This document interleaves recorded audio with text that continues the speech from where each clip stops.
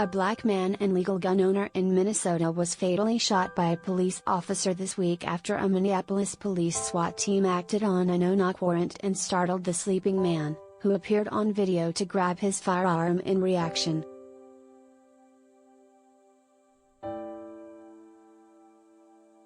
The encounter that left 22-year-old Amir Locke dead took place in a matter of about 10 seconds. Body camera video released Thursday night by the Minneapolis Police Department shows the moment officers quietly unlocked an apartment door early Wednesday morning and began shouting at Locke, who was asleep on a friend's couch and wrapped up in a blanket.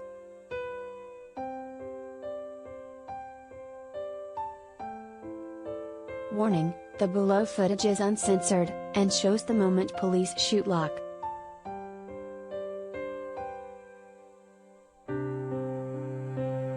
Police. Search warrant. Officers yell in the video as they storm the residence, bright flashlights shining on the couch where Locke is sleeping.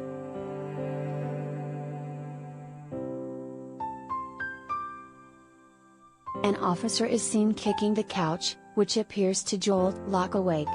Locke then tries to turn around and stand up, still wrapped in a blanket, and can be seen holding a gun. Officer Mark Hanman fires 3 gunshots, killing Locke.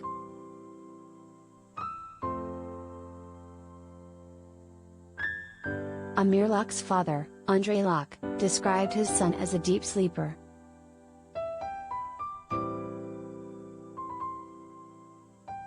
Amir was a deep sleeper, 22 years old. He was a deep sleeper. It takes a lot to wake him up, Amir Locke said at a Friday press conference. For them to kick the couch and startle him, those officers and that officer aggravated him, almost like they wanted him to reach for something, to take his life.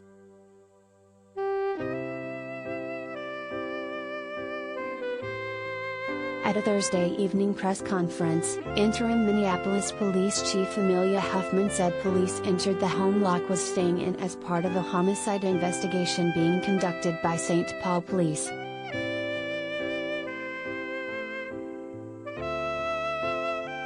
At this point, it's unclear if or how Locke is connected to St. Paul's investigation, Huffman said during the press conference.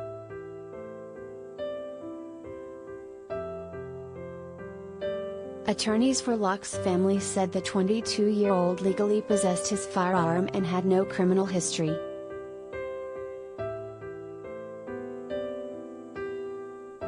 No lawful gun owner could have survived this situation, attorney for the family Jeff Storms said at a Friday news conference. No one could have lived through this.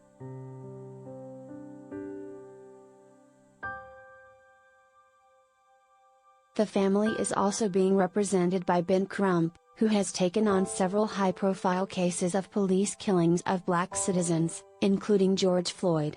Floyd was killed by former Minneapolis police officer Derek Chauvin, who was seen on video pressing his knee into the neck of Floyd, killing him. Chauvin was found guilty on all murder charges last year.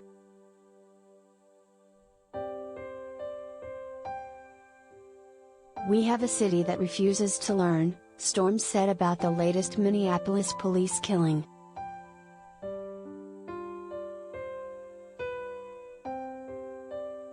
Although St. Paul Police requested the assistance of MPD for its investigation, the department did not request a no-knock warrant. Instead, MPD insisted it be changed to a no-knock warrant, Carrie 11 reported. No-knock warrants have been strongly criticized as dangerous and ineffective, especially following the police killing of Kentucky EMT Breonna Taylor in 2020, who was fatally shot by police after they entered her home without knocking and were met with gunfire from Taylor's boyfriend, who said he didn't know the intruders were police.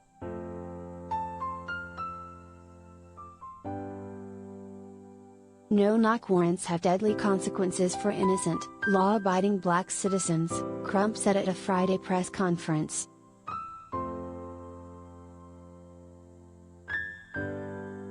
While many gun activist groups, including the National Rifle Association, have remained silent on the killing, Crump thanked the Minnesota Gun Owners Caucus for coming to the defense of Locke, a legal gun owner.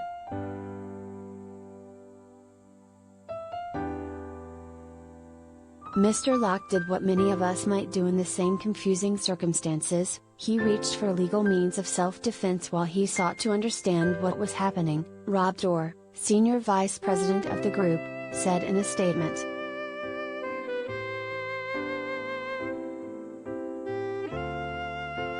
Karen Wells, Locke's mother, said during Friday's press conference that her son loved music and wanted to help out the community's youth.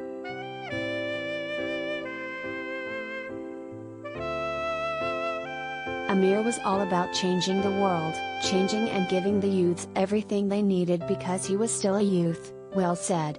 Amir was loved by all, hated by no one.